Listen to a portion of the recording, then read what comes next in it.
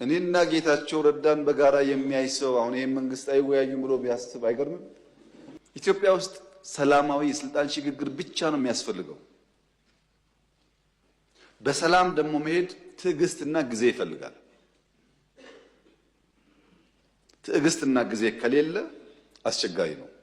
እኛ እንደ መንግስት ምን ተከተልን ያላችሁ እንደሆነ አንደኛ ችግር አለብኝ የሚል የትኛውም ኃይል ጋር መወያየት ነው።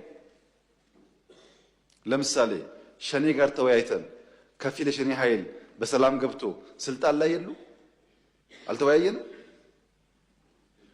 ከትግራይ ወገኖች ጋር ተወያይተን ከፊሎቹ ገብተው ስልጣን ላይ የሉ። እኔና ጌታቸው ረዳን በጋራ የሚያይ ሰው አሁን ይሄን መንግስት አይወያዩም ብሎ ቢያስብ አይገርምም?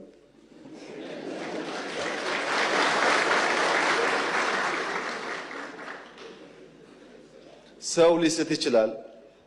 የግል ጉዳይ አይደለም። በእኔና በኤክስ በእኔና በዋይ መካከል የግል ጉዳይ አይደለም፣ የሀገር ጉዳይ ነው። በሀገር ፍላጎት እስከተግባባን ድረስ የግሉን ቸል ማለት ያስፈልጋል ብለን ስለምናምን ነው እንጂ የለም እኮ እንደዚህ አይነት ባህል። አሁን እኛ የምናደርገው ባህል እኮ አናውቀውም። ካሸነፍክ ነው። መወያየት ያስፈልጋል።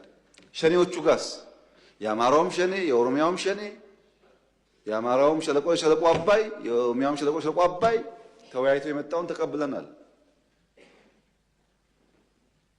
ተላላኪ ናቸው እነዚህ፣ ግን ዓላማ የላቸውም።